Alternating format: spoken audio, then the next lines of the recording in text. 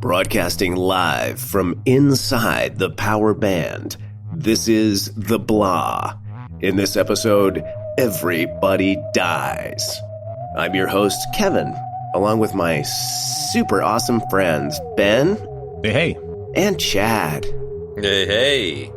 Folks, welcome to the podcast this week. Our enthusiasm level is at an all-time high of 2 out of 10, and we're going to be talking about a very relevant film that is actually still in the theaters right now, and it's called Uncut Gems, starring Adam Sandler. This was actually recommended by one of our listeners, Sherry, out in Oregon. So we thought we'd give it a watch and have a conversation about it. So here we go. The film stars Adam Sandler, Eric Bogosian, Judd Hirsch, and a whole paella of other talented actors. Guys, just a quick aside, I wanted to acknowledge the fact that it's a very special day. Yeah? It's a day where people in the United States, families gather together to celebrate the superb owl. The superb owl. Wow. Yeah. It's Superb Owl Day? It's Superb Owl Sunday. Oh, Jesus Christ. That's right. Super Bowel Sunday. I know, right? Oh, my God. You should have, like, a school bus full of children, because that was the daddest dad joke I've ever heard in my fucking life. Hey, man, don't blame me. It's a Reddit thread, and it's been going for quite some time. That was amazing. I thought it was pretty good. I thought it was really good, Chad. I didn't... It's because you are a dad of a school bus full of children. Oh, my God. Somebody's wide awake. So, I don't know who you guys put your money on, but I'm all in on Woodsy the Owl this year. I think he's really going to pull it through. Ooh. Which one's the owl from the Tootsie Roll Pop commercial? Because that's who I've got my money on. Well, that's the owl I betted on. That was my second choice. Okay. All right. I'm against you guys then. Yep. Yeah, that's just Mr. Owl. How many licks does it take? Yeah, that bastard. 1, 2, 3, 4, 5. 5, 4. What are you talking about? No, it was always like 4 or 5, right? It was 3, bro. Come on. Oh, sorry, bro. You can't bet on that shit now. You're disqualified. The answer, of course, is 3. Yeah. You have been banished. Well, good call, Benny. Thank you. Thank you for that one. I mean, I guess it's kind of has some relevance considering how much of a sports ball movie this movie ended up being. Yes. Yeah, that's the very tenuous thread I was trying to attach to this. I like it. Uncut Gems. Yeah, let's talk about this film. High level. Well, it's fantastic. Yeah, you liked it? Yeah, I really liked it a lot. We've made some sort of like comments, and we've had a couple of some small asides about Adam Sandler on the show. You know, you watch a movie like this with Sandler, and you're just like, wow, it's like Punch Drunk Love. He was so good. I love that movie. Yeah, it's a really great movie and such a radical departure for him. And there are other actors that have sort of made 90-degree turns like that. You know, like Robin Williams was a guy that, you know, back when I was younger, I never would have thought like he would be good in a serious film. And then I saw Awakenings with Robert De Niro, and it's like, wow. I mean, the guy really, really knocked it out of the park. You know, Jim Carrey's the same way. I mean, there's a lot of comedic actors that are like that. And I really feel like this is Sandler's calling almost more than anything else. Like between this and Punch Drunk Love, like he can really bring it, man. Yeah. And it's really, really great to see because aside from Happy Gilmore and kind of Billy Madison, I really don't like a lot of his comedy movies, you know? So that's sort of my high level thought, man. I feel like this is where his power band actually is, doing stuff like this. And he should absolutely do more of it. Certainly, as he gets a bit older, too. I think it would fit really well. Totally. Benny Hanna, what are your high levels, dude? I agree, Kev. I think this is what Adam Sandler should be doing. He was just magnificent in this film. I think Adam Sandler has never really went away, and you know, his comedy movies, I'm kind of with you on that. There are some that I like, but I feel like the more that came out, it was like he was jumping the shark. Yeah. And the humor just started to get old, oh, would you like a piece of pie kind of shit, like Sandler gets a lot of, he's never said that, I don't think. Sandler gets a lot of flack for that kind of shit, but he's a terrific actor. Punch Drunk Love was incredible. I couldn't believe what I was seeing when that movie came out. So I totally agree, because you recommended it to me. Yeah. Did I? Cool. Yeah, you did. I remember that. And I remember watching it and being like, wow, this is so different. Very different. So anyway, sorry, I cut you off. Go ahead, Ben. Finish your thought. No. So anyways, when this film came out, I was excited to see what he was going to bring, and I was not disappointed. No. That being said, as somebody who suffers from anxiety, this movie really fucking put me on the edge. Yeah. This was not helping me. I was curled up in a ball in the corner. I watched it last night with Emma, and I was kind of like chatting with her about it afterwards, just because, we were going to be talking about it today. And I said, so what'd you think? And she just said, it was like watching a movie while listening to a podcast at the same time. Like, it was so hard to figure out what was going on, just because it was like bedlam, absolute mayhem. And I was like, yeah, fair enough. Yes, it was. It was a very manic film, which fit the subject matter, but it was like trying to pay attention to two things at once. Like there was a hell of a lot going on. My statement about anxiety, I thought the movie did a good job of sort of like, whenever I've had a panic attack, it sort of felt like that. Right. Like everything's coming at you at once and it's confusing and you're trying to, glom onto one thing. But, there's like a scene where he's, somebody that he owes money to just randomly finds him on the street, but he's arguing with the other guy in the car at the same time. He's like having two arguments at the same time. And it's just like, it's so stress inducing and there's several scenes like that in the movie. So I think her point is a good one, because that is sort of what it feels like to me anyways. Yeah, for sure. Might be worth a quick synopsis. I don't know. Maybe aren't worried too much about spoilers and haven't seen it yet, or those that saw it yesterday but forget it already. Spoiler alert. Yeah. Chad, why don't you give a synopsis, and then I'll give some more pedigree information about, the various mechanics of the film. Yeah, sounds good, man. So Adam Sandler plays the main character, who's a gem/jewelry dealer in the Diamond District of New York City. He's got a gambling problem and his marriage is falling apart. And he's just kind of one of those guys that has too many things going on at once, and robbing Peter to pay Paul, and his entire world just goes to complete shit because he's kind of a fuck up. And the movie takes place in the midst of a series of fuck ups, and really surrounds his addiction to betting on basketball. So there's some really great cameos by some hip hop artists and NBA stars and stuff, and it's kind of the unraveling of his existence and a through line to his arc as a fucked up gambler, I suppose. Would you add anything to that synopsis? No, I wouldn't add anything to that synopsis. That sums it up pretty well. Mm-hmm. Okay. This film was written by Ronald Bronstein and the Safdie brothers. I think I'm saying that right. And that would be Josh. Who also directed it. Yeah, Josh Safdie and Benny Safdie. And they've made a couple of other films. They have a production company. They're best known for Good Time, which was starring Robert Pattinson a couple years back. That kind of was their breakthrough movie. So I've always wanted to check that one out. I've heard good things. Yeah. Additionally, this film was made for around $20 million, and it is still in the theaters. And of course, we encourage everybody to go see it. I'm going to go ahead and say that. And it's already made about close to $50 million. So it's definitely made well more than twice its budget back. So it's a success. And it's available on Netflix, would have really kind of taken away from the theater tickets and stuff. Yeah, but not Netflix in the US, because we had a sort of like a thing about this in the last couple of days. It was... Oh, really? Well, yeah, we understood that it was supposed to come out at the end of January on Netflix, but as the end of January approached, I could not find it anywhere on Netflix. And then I read that it was being released on Netflix Europe at the end of January. So I don't know. Oh, well, it's, Netflix over here, so. Yeah, just not here. I think it's because it's still playing in the theaters, and that makes sense to me, so. Gotcha. Go see it in the theaters or look for it on Netflix, because it's really well worth 2 hours and 15 minutes of your time. Yeah, cool.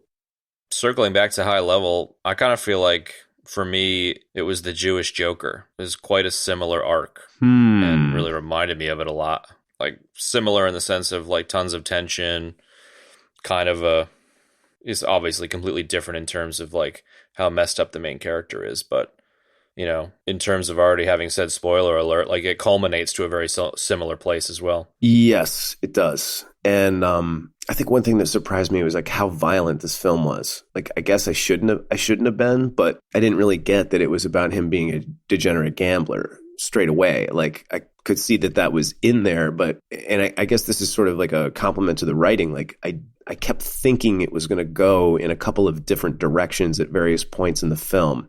And I really enjoyed that. I like films like that. So yeah. And stuff. And then I found $5. And then I found $5. Who'd you bet it on? I bet it on the Tootsie Roll owl, dude. The Tootsie Roll owl to place. But it was a parlay. One of the things I really enjoyed was Adam Sandler getting to make a film that's so close to his being a New Yorker and being obsessed with basketball. Like, I think it really brought a lot of gravity to his ability to really inhabit the character, even though the character is probably very different than who he is as a person. I don't know. Maybe I'd never got that he was really into basketball, but yeah, sure. I could totally see that. I mean, you know, as an actor, you got to play to your strengths, and, you know, experience is your friend, meaning life experience. So, you know, anything that you can pull from, this is my opinion, of course, is helpful. So, you know, for him in the city, being Jewish, he's Jewish, right? Yeah, I believe so. Him being Jewish from the city, basketball. Hence the Hanukkah song. Yeah, exactly, right? Exactly, hence the Hanukkah song, duh. Yeah, no, I agree with you, Chad. That's a good point. Here's something that I will say about him in this film. I was never thinking about Adam Sandler when I was watching this film. Yep. And that is a really great thing, and it's a super great compliment to an actor. And I never once saw Adam Sandler. He so inhabited Howard. So I guess I'm sort of building on what you were saying. Like, he inhabited him beautifully in such a rich and full way. It was a really rich character and a rich portrayal. I like being immersed in a character like that. You know, you were so him, like, from a POV sense, like, wait, what's he going to do next? What's he going to do next? You know, like, I really, really enjoyed that about this movie.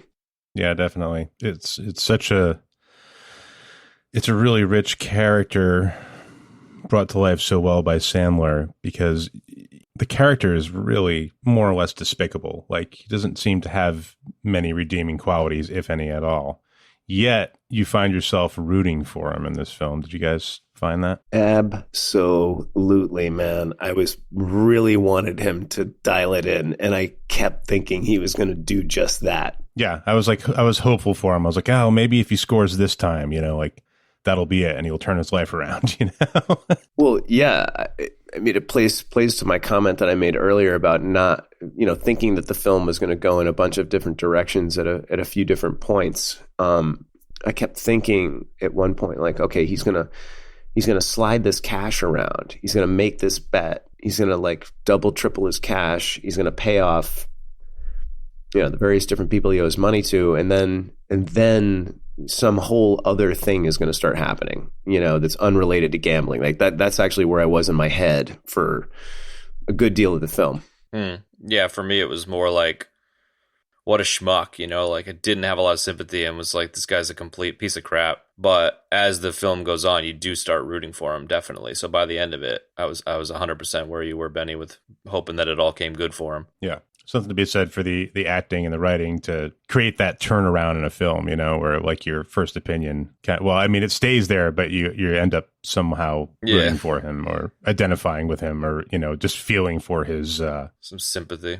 Yeah, you have sympathy for him. You feel for his weaknesses, you know, like, he just can't help what he's doing, and, you know. Yeah, I agree, for sure. So when both of you guys were saying that kind of you have sympathy for the character, but then Kev, you were saying that kind of like your expectation of where it was going to go is a little uncertain throughout the film. I kind of really feel like, I mean, it's pretty obvious, but I feel like it was super intentional to really keep the audience on their toes and keep guessing what was going to happen. Like, you're constantly wondering what kind of jump scare is going to come out at you, and it really culminates throughout the film. And, like, an example of that maybe was, like, later in the movie, he's, like, bringing the recycling bins in, and you totally expect someone to jump out of the woods and just punch him in the face, but nothing happens. You know what I mean? Exactly right. Yes, that's what I'm talking about. It all, like, leads up to the payoff at the end, where, you know, Sandler gets blasted in the head. You know, the whole time you're just totally second guessing what's going to happen, and you think something's going to happen to this character or that character, or this deal is going to go better, and it's kind of not ever quite what you expect. So that when when the crescendo of the film happens, you're just like, I laughed out loud when it happened. I was like, oh shit, man, like it was just kind of like totally unexpected, even though kind of when you step back, it should have been expected, I guess. When you find out there's somebody after him for money, at least I was kind of like, oh, fuck. Like, this is serious. This is really serious. But then it's like, there's the whole scene where like they catch him and they take off his clothes and they put him in a trunk and you're kind of like, oh. And then you realize that the guy that's after him is actually family. His brother-in-law or something. Yeah. Yeah, it takes like the threat out of the situation. It kind of, at that point, I was like, oh, this is a nothing burger. This is just like, tension ratcheting or whatever. So this isn't like the plot isn't going to hinge on this at all. Exactly. But clearly I was wrong. No, but it's not even that you were wrong. I think you were right. It is nothing, and it is a family member being an asshole, justifiably frustrated about his inability to get money, but then hiring a couple of goons. And then, the goons take matters into their own hands at the end, It kind of is a nothing burger right up until the goons are just like, you know what, fuck this, and just blast him and his brother-in-law. No, it was comical. Like the brother-in-law was comical and the goons were like kind of comical. Like I didn't expect that at all. Like the whole thing seemed rather toothless to me. Like the goons didn't seem like they were actually that menacing, No. And I never thought it was going to escalate in the fashion that it did. Like they were just a couple of tough guys from the neighborhood, or whatever, that he threw a couple fuzzles to rough up Adam Sandler. Like it didn't seem like they were real mafia guys or something, Yeah. Right. Like they were like C-level thugs, not like A-level, right? But I can't decide whether they were like C-level thugs that watch too many mob movies or whether they were like former mobby dudes that haven't gone back to that space in a long time and then gotten, pushed over the edge. Like it kind of threads the needle between those two. But whether they were legitimate thugs or whether they were wannabe watch too many movies thugs, it kind of doesn't quite make it crystal clear, and then that also pays off with the crescendo in a way. Well, that's the beauty of it, is that the escalation is in the background. So like I think he even says in the film, or let me say it like this. It's like when somebody's like, okay, keep it up, you're gonna be sorry, and and the person's like, yeah, whatever. And it's like that's how it went in the film. He kept throwing out these seemingly empty threats, and you were like, okay, yeah, whatever, he's not gonna do anything. And then, I mean, Chad, you were saying that you were laughing, but like I was totally shocked. Like when he got blasted in the head, yeah, I was like, whoa. It wasn't like a funny laugh though for me. It was just like a oh shit laugh. No, I get that. I'm just saying that I did not see that coming, and I was like, wow. And then when Arno got shot in the head, I was like, even more so. I was like, oh dear. Yeah, I knew the one goon with the gun was gonna do something. It's pretty clear that he had come unhinged, like in that final act. So I wasn't surprised, but it was quite abrupt. All right, I didn't know that that was gonna happen, but I knew something was gonna happen. Yeah, and I think that really is what reminded me a lot of the Joker, which we don't need to get into great detail on, but like the abrupt and unexpected. Stop trying to troll me with Batman references, dude. You already brought up Robert Pattinson once. I mean, That's come true. on. I just like trolling you with Batman references. What can I say? But the unexpected nature of the kind of gunshot situation in that one, it very much had that same surprising nature, and it very much had that ratchet all the way up until it happens, Yeah, absolutely. Absolutely. Absolutely. You also mentioned... I didn't mention anything. I don't mention things. Okay. What do you do then? You preach? I proclaim. Go ahead. Like you're in the Proclaimers and you would walk 500 miles? I am. Early death. Whoa. Hey. Probably not going to leave that in the show, but now I have to because I said that. I'm sorry, Chad. I had to choke back the urge to start singing the song. You should have sang it. That would have saved my life. Well, I figured they're going to put a little bed underneath you once you say that anyways, so it's kind of pointless for me to do that. Well, yeah, but that's EBD gold, Listen, I honestly... Well, I would walk 500 miles and I would walk 500 more. Perfect. You happy now? I'm so happy. I'm very happy. Can we put that on repeat for the 30-second sizzle reel? Yes, we can. You don't. Can we also lose all of our listeners in that same 30 seconds? We can, and you should never tell me to suggest something like that to me because I'll do it. Take it easy, man. I'm a little too sensitive for hate mail just yet, you know? One of the things I really liked about this was the use of cameos where people played themselves. Like, I really enjoyed a lot of the hip hop artists, and obviously Kevin Garnett or whatever. What's his? Is it Kevin? Kevin Garnett, yeah. Yeah, Kevin Garnett. Did you watch the movie? Yeah, KG. I don't really follow b-ball that much, but I just really enjoyed kind of the way that real life was woven into the film. It made it seem much more like a kind of like a cinema verite style documentary as opposed to a drama by having those legit current pop culture stars involved. And I thought they all did really good jobs. Absolutely. I agree with you 100%. Talking about the cast and the writing at the same time a little bit. I really enjoyed all of those other characters. They really elicited a lot of emotional responses from me. So the guy we were talking about before, the henchman in question, who kind of ends up being center stage in the film, is the character's name is Phil, and it's played by Keith Williams Richards, who is actually a former first responder at 9/11. So, oh shit, yeah, that was it. I swear I've seen him somewhere else, but maybe he just is one of those guys. He's been in a couple of things, but I thought it was really interesting that's part of his pedigree. Anyway, yeah, him and Demony, who was played by Lakeith Stanfield, he was the guy who was, kind of recruiting people into Howard's showroom, and he had the watches there. He was the one that was sort of kind of connected to KG and to The Weeknd. Him and Phil in particular, but most of the other characters really did such a great job that I really found myself disliking them a lot. And that, well, I know it sounds funny to say that, but no, it makes sense. That's the kind of response you really want from an audience, I think, is people loving you, hating you, exactly what you're trying to convey. And Lakeith Stanfield's character was very much I was like, this kid is such a punk. I can't wait to watch him get knocked down on the ground. and ditto with Phil. He was so just annoying and always trying to come over the top and bluff charge everybody and all of that. It was you just wanted to deck him, man. And I love that. I laugh because when I was a kid, a teenager, was really into movies, but also wasn't mature enough to separate the actor from the role. And so I would find myself hating actors based on them playing a villain in a movie. You know what I mean? So, oh my God, totally. I did the same thing. Absolutely. It's totally kind of it made me chuckle because it reminded me of that old school, juvenile bullshit that I just was too dumb to know any better about. Oh, no doubt, dude. I used to see other films with those actors. And I'd be like, oh, there's that guy I just hate. It's you don't hate the guy. Right? But just nowadays, like you said, it means he's a good actor or she's a good actress or whatever. It's great.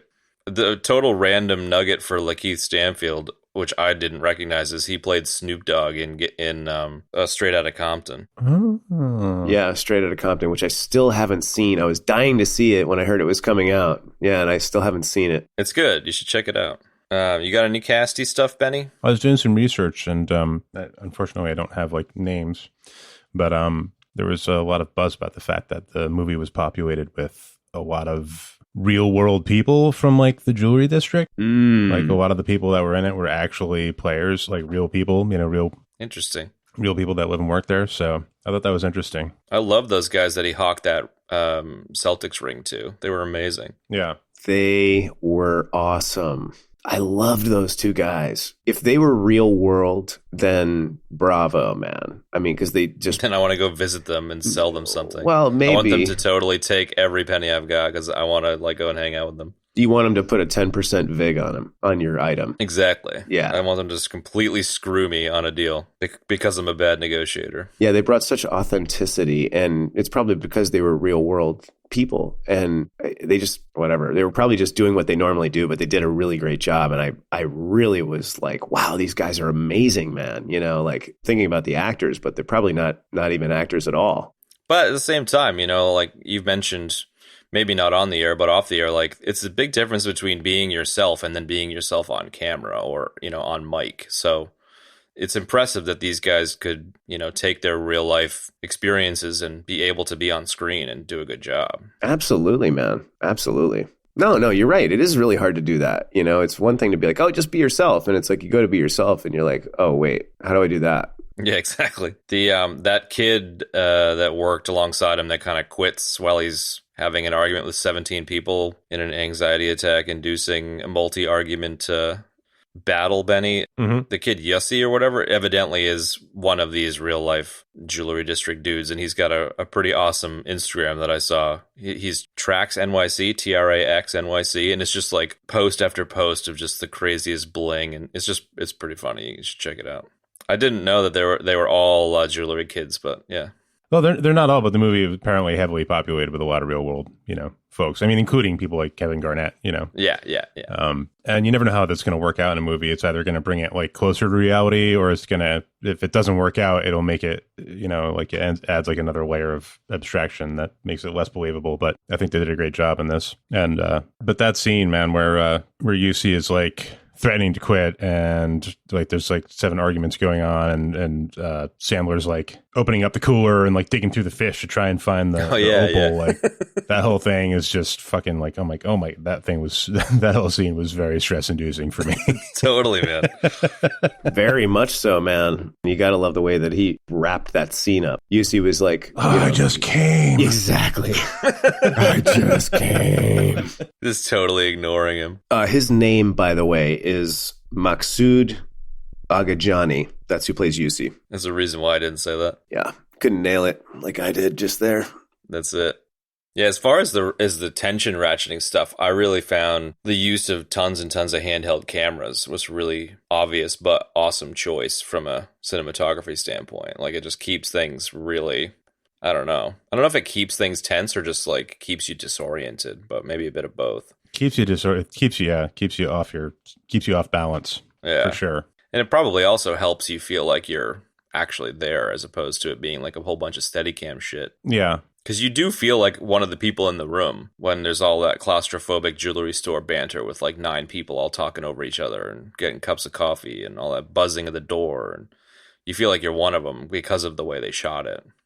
Yeah, totally. It's like you're Howard Ratner's cousin in town from like, Yeah. from out of town or something. And he's got you in the shop with him and you're just following him around through his daily life. And like, you're constantly like embarrassed for him and like, experiencing time anxiety and like all these different things related to how his life is living. Yeah, for sure. And then even if you remove yourself from the like fact that you're following him throughout the movie and just talk about the jewelry store room scenes, you feel like you're at a deli counter waiting your turn to place your order and there's just all these people arguing in front of you and you're just like, okay, just want a sandwich, dude.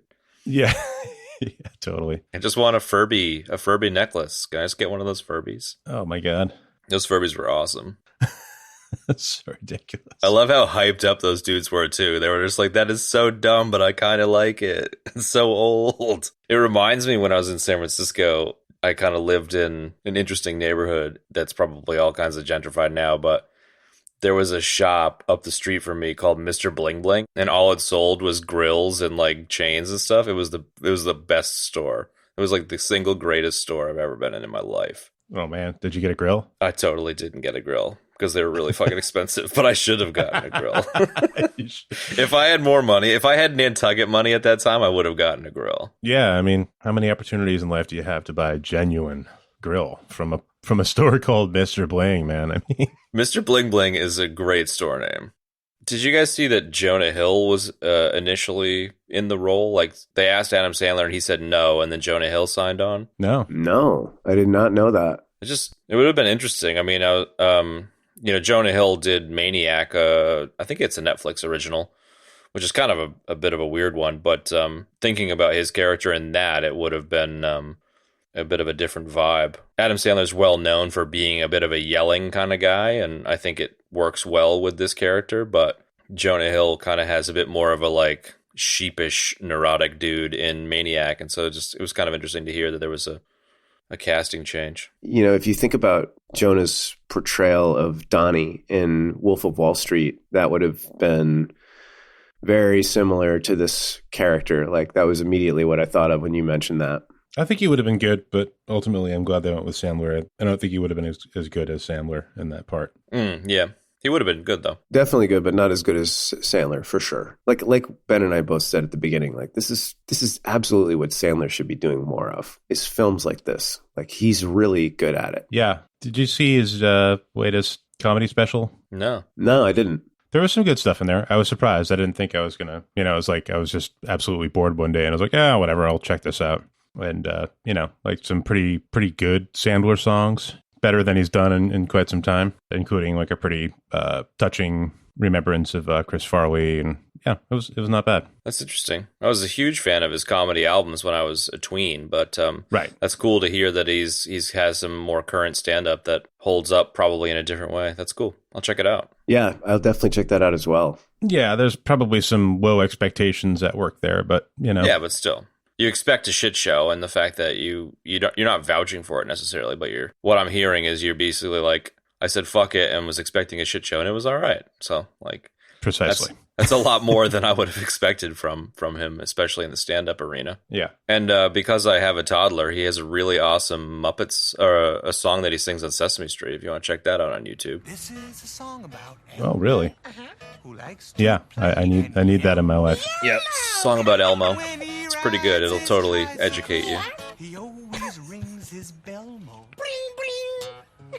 I'm willing to take a death to bring up Sesame Street, Elmo, Adam Sandler music. I wouldn't feel too bad about that because I wanted to talk about Idina Menzel for a second at some point. I'm going to make some similar references. So get into it. She played the wife, Howard's wife in the film. And I didn't realize this really till right now, is that she plays Elsa in Frozen and Frozen 2. And whether you are a small girl or not, like, those movies are absolutely humongous. I'm not small. What? You said whether you're a small girl or not. I said I'm not small. But he is a girl. Yeah. Oh, wow. That was pretty bad, dude. I'm sorry. I'm sorry for you. I thought that was good.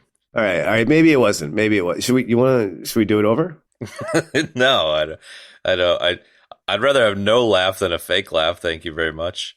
Okay. Chad's great joke notwithstanding, Idina Menzel portrayed Elsa in Frozen and Frozen 2 and every single other Frozen property that's come out in between those two films. So that's pretty huge, man. That is pretty huge. That's a really huge property to be attached to. I never would have guessed that looking at her. Not that, not that animated characters need to look like the actors, but I never would have guessed that. They do a lot of the time, though. Yeah, sometimes they do, for sure.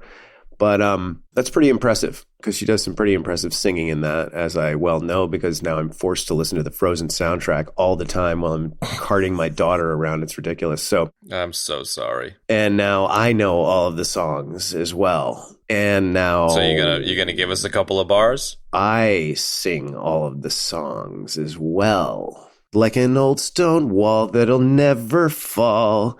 Some things are always true. That's all you get. Oh my god! I need to come up with a song. You guys have both sang a song so far. With the Proclaimers, Slacker. Oh, I love it. I have a quick side about Frozen. We can use it or not, but no, I'm gonna use it. Did you just say I have a quick aside about afros? Frozen. Oh, afros. Yes, Frozone. Thank you very much. Anyways, a job we were doing last winter, a little figurine was found, like, I don't know, just outside or whatever. And, it ended up like just sort of being around the job through the entirety of the job. And the entire time, nobody knew who the hell it was supposed to be. And it ended up being Elsa from Frozen. Okay. But the funny thing is, like, it was like, as we were finishing, it was sitting on like one of the windowsills and it had been there for like weeks or whatever. And the clients were German. And one day the husband came down and he's like, he calls me over. It's like, Ben, come here. He's like, who is this little puppet here?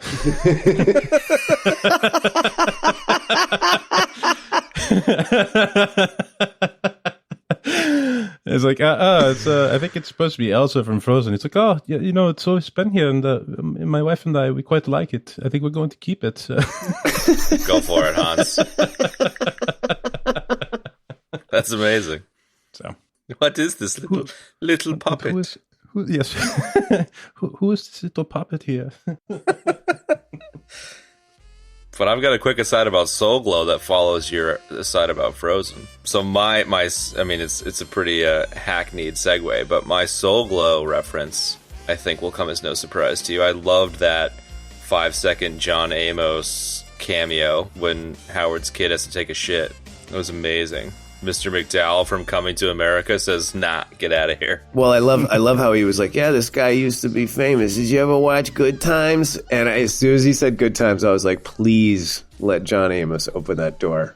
It was so good. Yeah, it was great, man.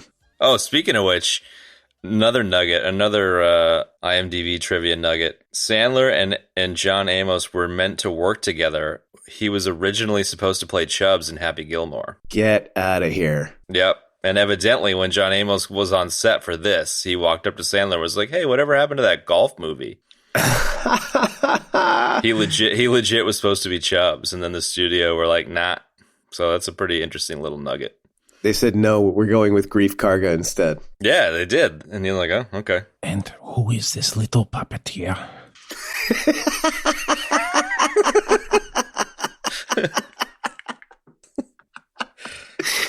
I saw Baby Yoda and I cried. And then I found the Elsa puppet on the windowsill and I cried some more. I love how Werner Herzog is like a special guest on half of our episodes. He's just too good, man. Dude, he is too good. He's kind of like our patron saint. Love that guy. I'm down with that. Speaking of cameos, how stoked were you when Judd Hirsch showed up at the dinner scene? I was nervous, and then I was very excited because he was awesome. Yeah, dude, I love him. I know, from when I was a wee lad in Taxi, but obviously because I was of coming of age when Independence Day came out, that's kind of where I remember him from. But he's been in a million things. Yeah, I'd say I most remember him from Taxi. Now we're going to get the lowdown from Kev. No, there's no lowdown, dude. I don't know. On his extensive career.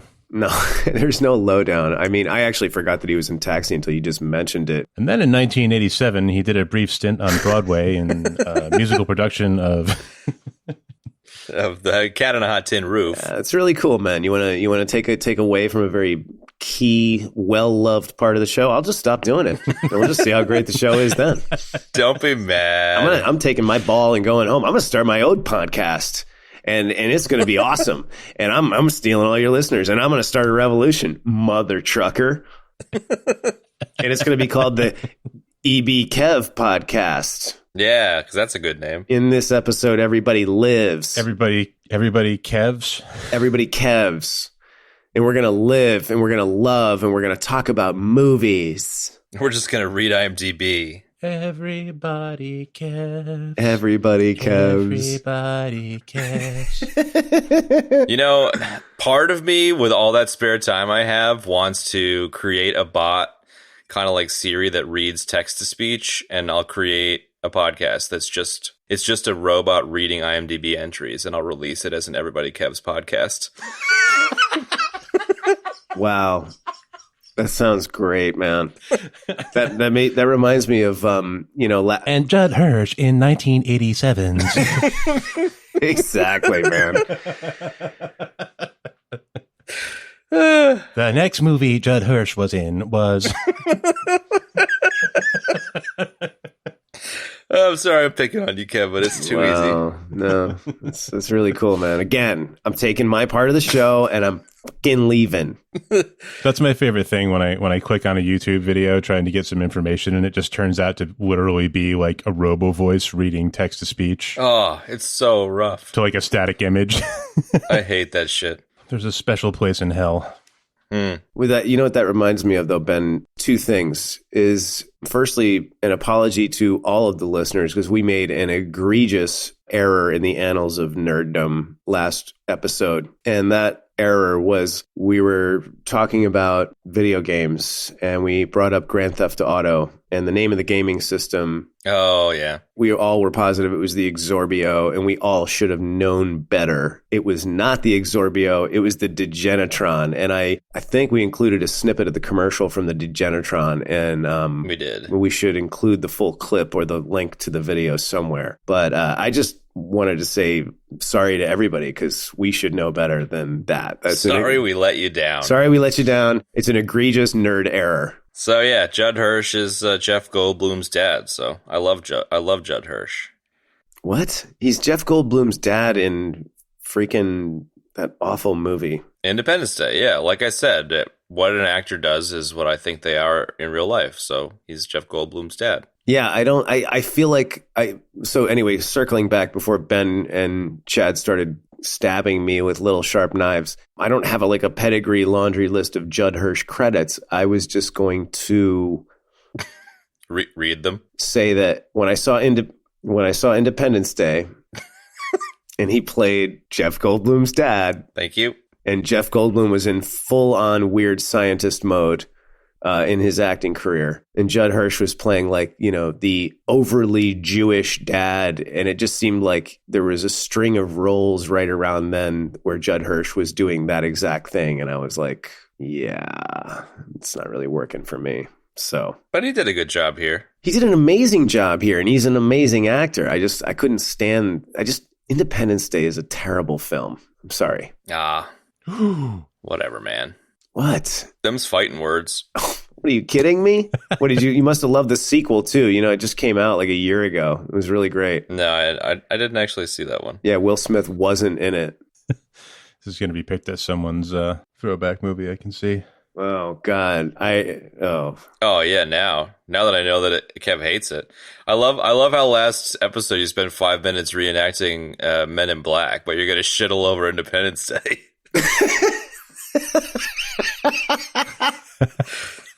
Men in Black was actually a good movie. Yeah, right on.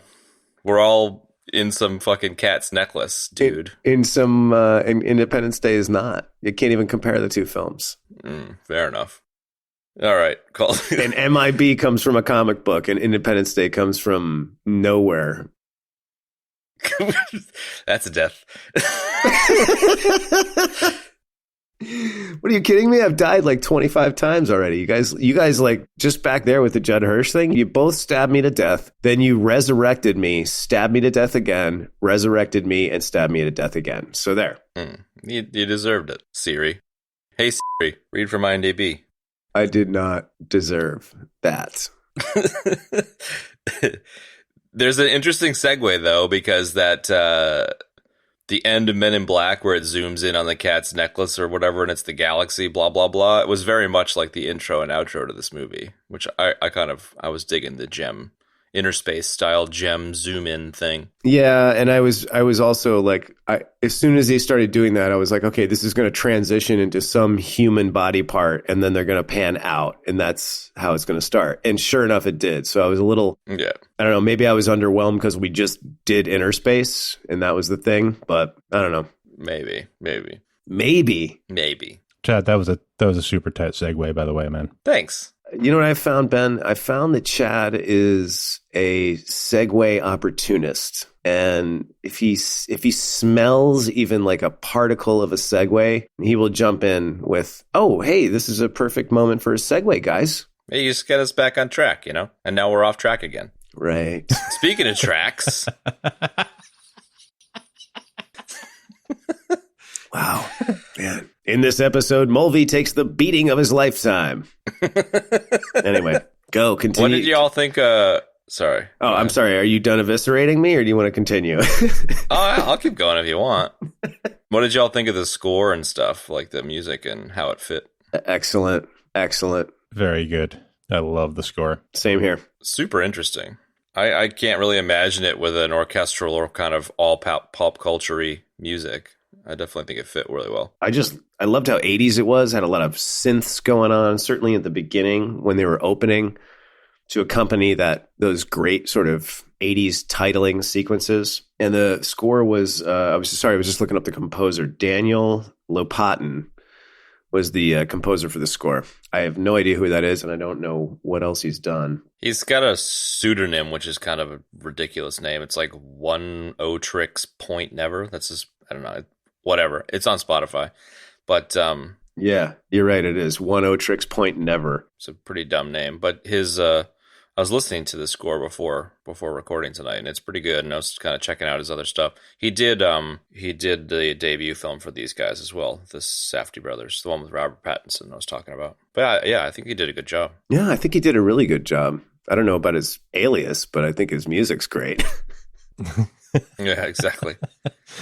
No, I mean the tension ratcheting music was awesome, but the parts that really stood out to me were like the opening, the song during the music during the opening, and then like when Sandler's in the back of the cab and he finds out that he won the first set of bets that he made. This look comes over his face and this music starts playing, and I thought that was really awesome stuff. There's sort of like this music that plays when things go right for Ratner, and all that stuff was really cool. Yeah, I think, Ben, it was really, we've talked about this a couple times on the show. Like, this is a great example of one of those scores that just, it's not in the background doing its job and you're not noticing it and loving it. You definitely notice the parts that jump out at you, It's at times very present and at times just accentuating what's going along and you're not noticing it. But it does jump out at you a bunch of times in this film, and I really, really, really enjoyed it a lot. Yeah, it manages to jump at you in certain parts, but without pulling you out of the movie.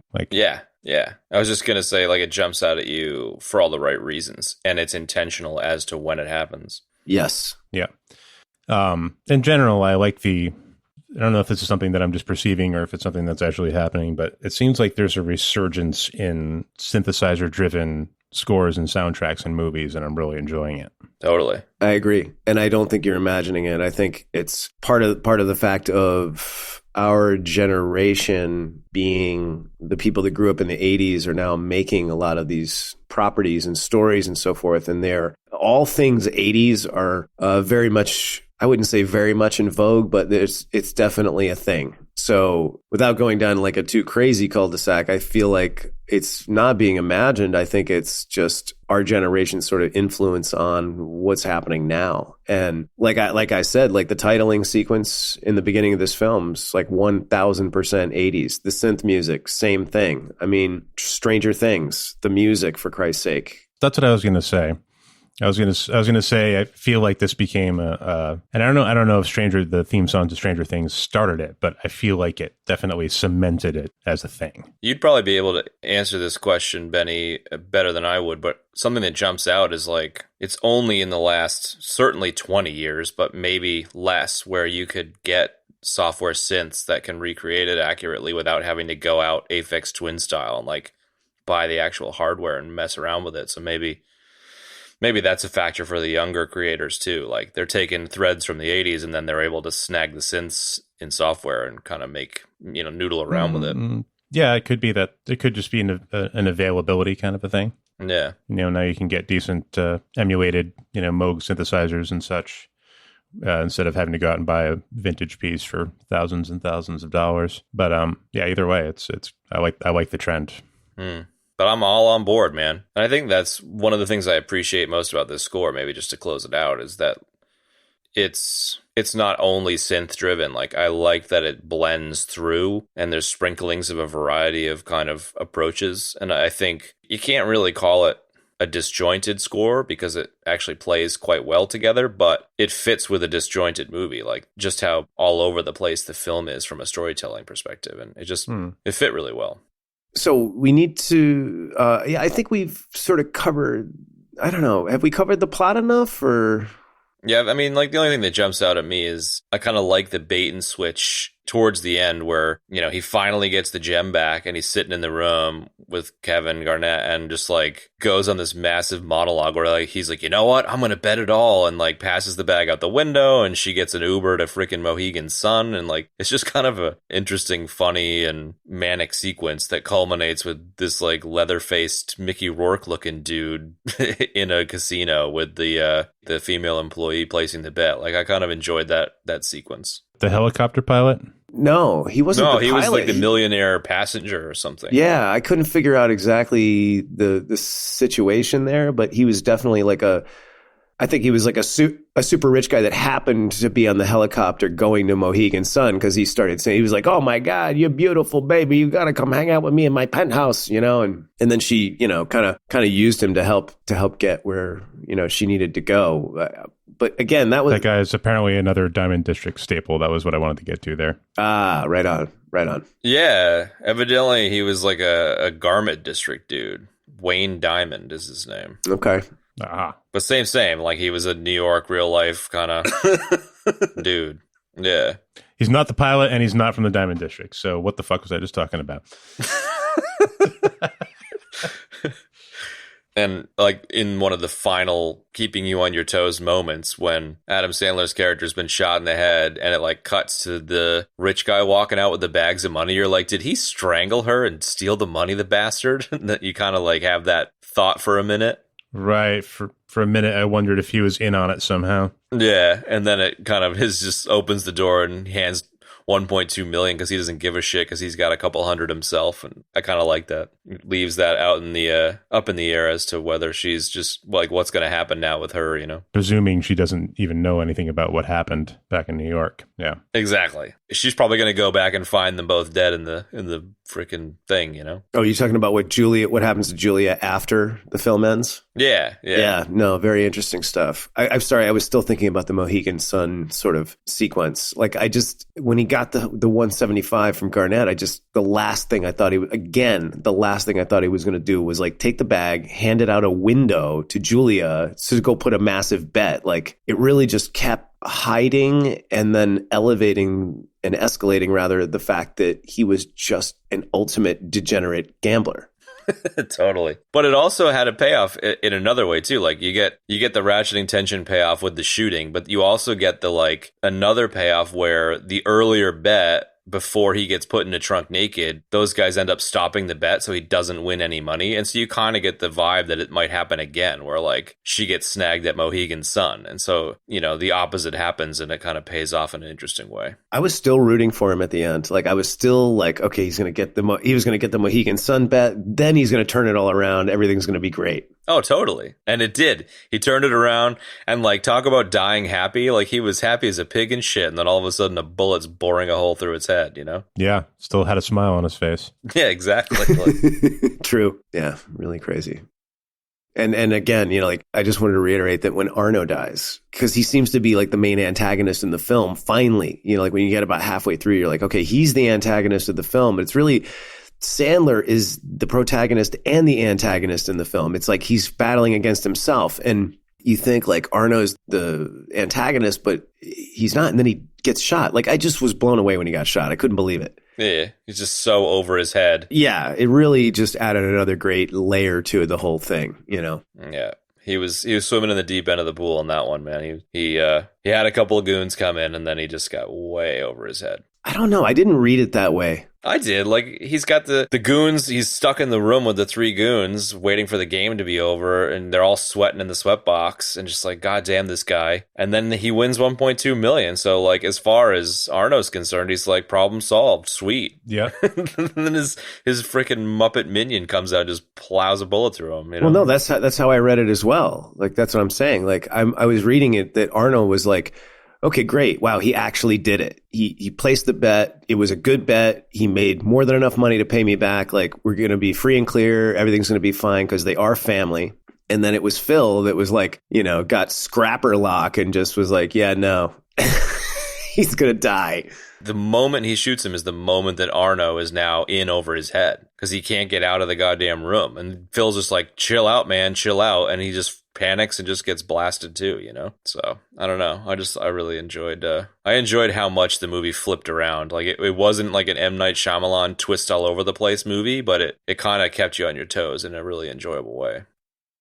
Well, speaking of, you know, you were saying things that it reminds you of. It reminded me of Mad Men in a really weird way, where one of the things about Mad Men I always thought was pure genius on the part of the writers, especially in the early seasons, was how they could take really good advertisements from the 50s and steal them and make them the main character's genius idea. Yes. and how clever that was. And so I thought it was similar, like setting this in 2010 and knowing the outcome of the basketball seasons and the games was super clever because they could weave how many points he gets and weave who wins what and whether he's got a good game or a bad game to inform whether the bets go well or not. And I just really enjoy when a writer does something that's that clever, you know, taking from history in order to make their film seem a much more realistic film. I was not aware that those aspects were actually historically accurate. Yeah, I wasn't either at all. And I stumbled across them saying, you know, the film takes place in 2010 and da-da-da-da-da.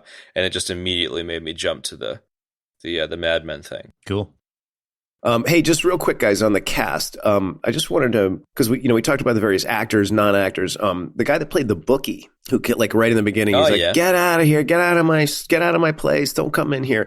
That's Mike Francesca, who is actually a really accomplished sports radio broadcaster. Okay, that's what he does. He's not an actor, as far as I understand, but that was his thing. He had a show forever and ever called Mike and Mad Dog.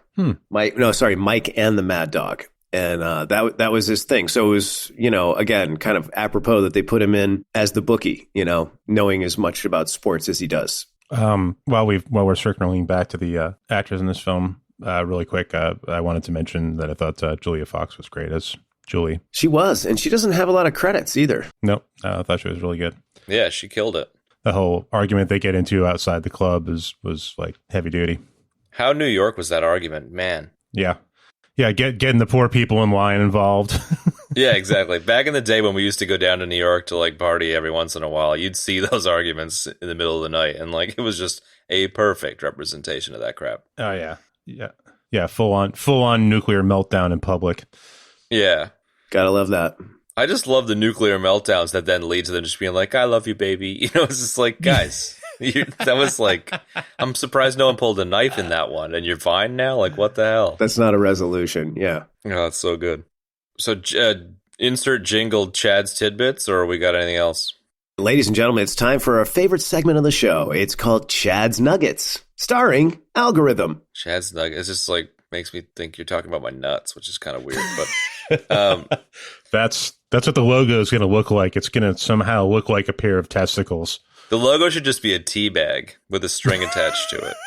No, what the intro should be is, it should be, now that we're ready to wrap up the show, that must mean it's time for one thing, Chad's Nuggets. So let's get ready for another 45 minutes of showtime. Starring Algorithm. That's it.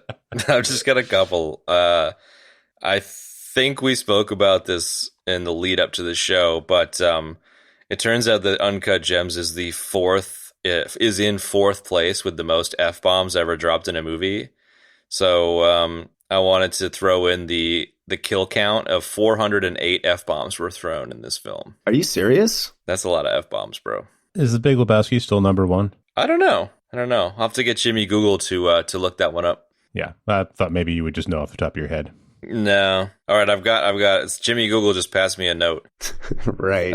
I've never heard of it before, but SwearNet the movie has the most with 935 F-bombs. SwearNet is Trailer Park Boys, I believe. Okay, well that's got 935 F-bombs. Which sounds about right for Trailer Park Boys. Yeah, and then there's Fuck, a documentary on the word, which shouldn't really count, but... And Wolf of Wall Street with 569, so... We're not going to count the documentary, yeah. Yeah, Wolf of Wall Street beats it. Wow.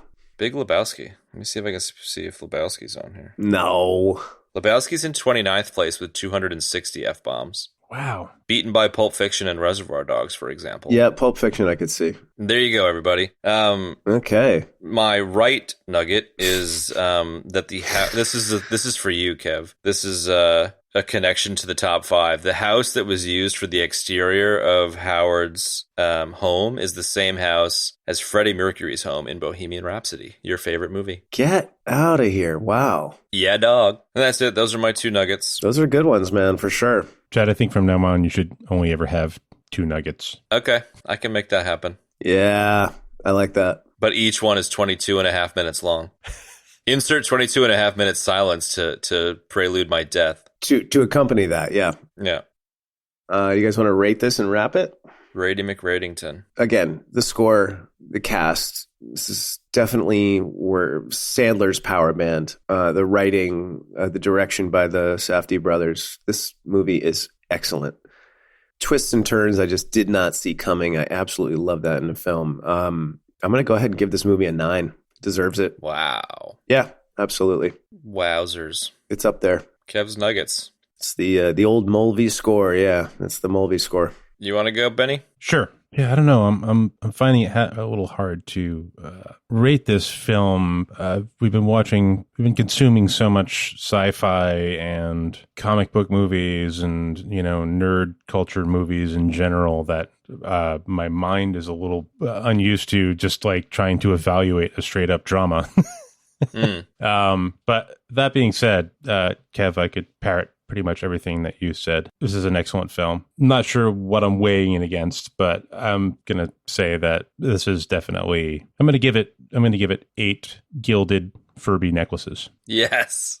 With wiggly eyes. With googly eyes. I was anxiously awaiting to see what the improbability drive was going to come up with. Just based on, I think, Sandler's performance alone, I think it deserves at least that much of a rating. Yeah. Yeah, it's fair. I mean, as usual, I'm a bit harsher with it, but of course. Of course. I feel like an 8-ish, a 7-ish, 8-ish for you guys tends to kind of be the like it's a good/great movie line, So like it's probably our ratings probably aren't all that different. We just have a different scale. So sure. My first impression, like the minute the movie ended, was like, yeah, I kind of didn't really like that movie. As it sunk in, I've definitely appreciated it a lot more. And the first impression wasn't digging into the great score or the good acting or the good actors. It was more like my video game tastes, where like when I was young and or had a shitload of time on my hands, I would play everything. But as I got older and or had less time, I would only really play certain genres. And so it didn't mean other genres sucked. It just meant that I didn't take the time to appreciate other genres. And so I feel like that's something here for me.